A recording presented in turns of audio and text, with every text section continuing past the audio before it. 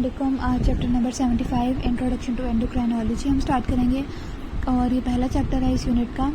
इसमें मैं आपको बेसिक बातें बताऊंगी और इस चैप्टर की इसमें जो मेन चीज़ें हमने याद करनी है वो बताऊंगी, क्योंकि जो है वो इसमें से सिलेक्टिव करना होता है। अगर आप सारा करने बैठे हैं तो एंडो के इतने ज़्यादा चैप्टर्स हैं, रीनल फिजियोलॉजी के इतने ज़्यादा हैं, तो हमें जो है वो पहली दफ़ा हमें सारा करना होता है, बाद में जो है वो सिलेक्टिव चीज़ें जो हम करते हैं। तो या वीडियो एक दफ़ा देखें फिर उसके बाद चैप्टर पढ़ें तो इंशाल्लाह ताला आपको बहुत आसानी होगी। तो ये स्टार्टिंग है, पहला सफ़ा।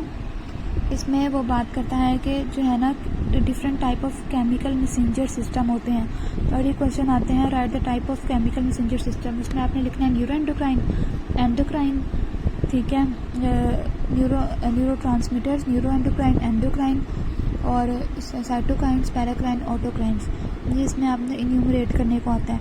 तो न्यूरो ट्रांसमीटर्स वो होते हैं जो एक्सॉन टर्मिनल से रिलीज़ होते हैं, ठीक है। जैसे हमने वो चैप्टर नंबर 5 नर्व इम्पल्स में पढ़ा था, वो पोस्ट सिनेप्टिक मेम्ब्रेन थी, प्री सिनेप्टिक थी, पोस्ट सिनेप्टिक मेम्ब्रेन थी। प्री से निकल रहे थे न्यूरो ट्रांसमीटर्स और पोस्ट सिनेप्टिक मेम्ब्रेन पे आके लगते थे और उसकी वजह से जो है वो आयन चैनल्स ओपन हो जाते हैं। वो हमने पढ़ा था ना, वो इसके एग्जांपल है। फिर एंडोक्राइन वो होते हैं जो एंडोक्राइन ग्लैंड्स रिलीज़ करते हैं into the blood. Neuro endocrine वो होते हैं जो कि रिलीज़ न्यूरॉन्स करते हैं लेकिन ब्लड में करते हैं। न्यूरो ट्रांसमीटर्स तो वो थे ना जो कि एक्सॉन टर्मिनल में या सिनेप्टिक जंक्शन में रिलीज़ होते थे। फिर पैराक्राइन वो होते हैं जो कि सेल्स सिक्रेट करते हैं, नेबरिंग सेल्स के ऊपर जाके एक्ट करता है।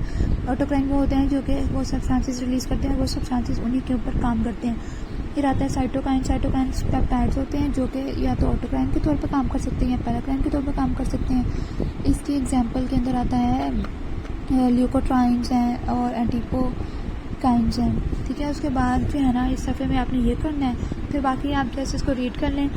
बेसिकली बात ये है कि सारा चैप्टर ये इंट्रोडक्शन है, सिर्फ इसमें थोड़ी बातें बताई हुई हैं।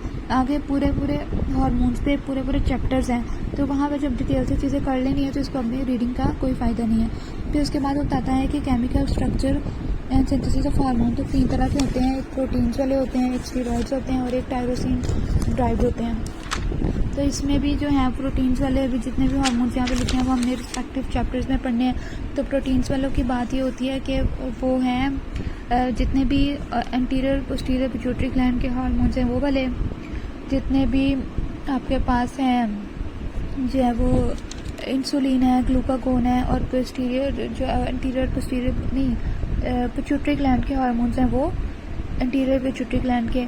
इसके अलावा ग्लूकागोन और इंसुलिन वो प्रोटीन्स में आते हैं। स्टेरॉइड्स के अंदर आपके पास एड्रिनल कॉर्टेक्स के आते हैं, जैसे कि एपिनेफ्रिन, ग्लूकोकॉर्टिकॉइड और कॉर्टिसोल और इसके अलावा आपके पास यहाँ पे लिखा हुआ टेस्टिस से जो रिलीज़ होते हैं, ओवरी से रिलीज़ होते हैं, प्लेसेंटा से रिलीज़ होते हैं, कॉर्टिसोल और एल्डोस्टेरोन हो गया। फिर जो अमाइनो एसिड्स आते हैं ना वो मेड्यूला वाले होते हैं। इसमें एड्रिनल कॉर्टेक्स भी देना है, इसमें मेड्यूला वाले एपिनेफ्रिन और नॉरएपिनेफ्रिन और थायरोक्सिन और ट्राइएडोथायरोनिन। अब इन सब हार्मोन्स पे ना एक चैप्टर है। तो उसके बाद वो बताता है कि जितने भी प्रोटीन हार्मोन्स हैं ना, इसमें मतलब जिसमें कुछ खास बात नहीं है पूरे चैप्टर में। मैं इस पैराग्राफ में मैं आपको बता देती हूँ जो भी लिखा है। जिसमें लिखा जाएगा 100 अमाइनो एसिड से कम होते हैं वो पेप्टाइड होते हैं और जो ज़्यादा होते हैं उसको हम प्रोटीन्स कहते हैं। जो प्रोटीन वाले हार्मोन्स हैं वो पहले प्रो हार्मोन बनते हैं, ठीक है, फिर उसके बाद वो प्रो हार्मोन बनते हैं। इधर से प्रो हार्मोन बने, फिर प्रो हार्मोन बने, फिर गोल्जी में गए, वहाँ से एक्टिवेट हो गए और सिक्रेटरी वेसिकल्स में आ गए। सिक्रेटरी वेसिकल्स में आके वो स्टोर हो जाते हैं और वो रिलीज़ होते हैं रिस्पॉन्स टू कैल्शियम या फिर साइक्लिक एमपी जो है स्टिमुलस आते हैं तो रिलीज़ होते हैं। जबकि जो स्टेरॉइड हार्मोन्स हैं वो स्टोर नहीं हो सकते, सिर्फ प्रोटीन वाले स्टोर हो सकते हैं। ये सारा टेबल जो है अभी करने की कोई ज़रूरत नहीं है, क्योंकि देखो यहाँ पे लिखा भी हुआ है चैप्टर 76, 76, 78 यहाँ पे हम पढ़ेंगे, तो इसको भी आप छोड़ें। फिर उसके बाद ये टेबल भी नहीं अभी करना और इसमें कुछ भी नहीं लिखा हुआ, कोई ख़ास बात नहीं लिखी हुई। और फिर यहाँ पे भी 2-3 सी बातें हैं सिर्फ। सबसे पहले यह है कि जो हार्मोन की सिक्रीशन है वो या तो बहुत जल्दी हो सकती है या फिर बहुत ज़्यादा टाइम भी लग सकता है। जैसे नॉरएपिनेफ्रिन है ये फ़ौरन से निकल जाते हैं। थायरोक्सिन जो है इसको काफ़ी टाइम लगता है और इसकी कंसंट्रेशन हार्मोन्स की बहुत थोड़ी होती है, पिकोग्राम्स के अंदर होती है, ठीक है। उसके बाद फीडबैक कंट्रोल है कि एक स्टिमुलस आया, उसने हार्मोन को रिलीज़ करवाया, ठीक है, ग्लैंड के ऊपर एक्ट किया, ग्लैंड ने हार्मोन रिलीज़ करवाया। अब हार्मोन बहुत ज़्यादा हो गया, वो अपना काम कर लिया, तो ये जो हार्मोन है ये अपने जिस पे उसको रिलीज़ करवा रहा था ग्लैंड, उसको नेगेटिव फीडबैक दे देता है कि भाई अब बस करो और ना मुझे बनाओ, ठीक है। तो ये उसकी होती है negative feedback regulation.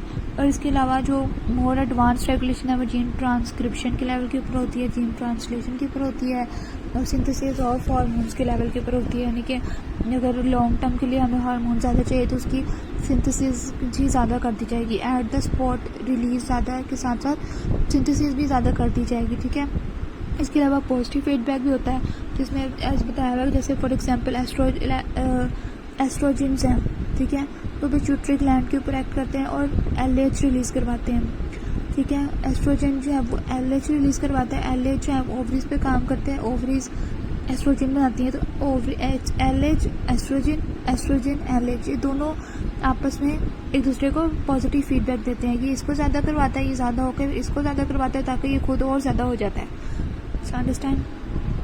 Next cyclic variations होती है, यानी कि भाई जो ये बात है कि जो आपका हार्मोन है ये इन्फ्लुएंस होता है सीज़न से, डेवलपमेंटल पीरियड जो आपका, जैसे जब ग्रोथ हो रही होती है पुबर्टी पे बहुत ज़्यादा जो है ग्रोथ हार्मोन ज़्यादा होता है। इसके अलावा स्लीप हार्मोन जो है वो हम सोते हैं, बच्चे सोते हैं ना, तो पहले 2-3 घंटे ज़्यादा रिलीज़ होता है, फिर बाद में कम होता है। तो ये वेरिएशंस आती है, हार्मोन्स कॉन्स्टेंटली रिलीज़ हो रहा होता है, कभी जैसे ग्रोथ हार्मोन सारी उम्र रिलीज़ होता रहे ऐसे नहीं है।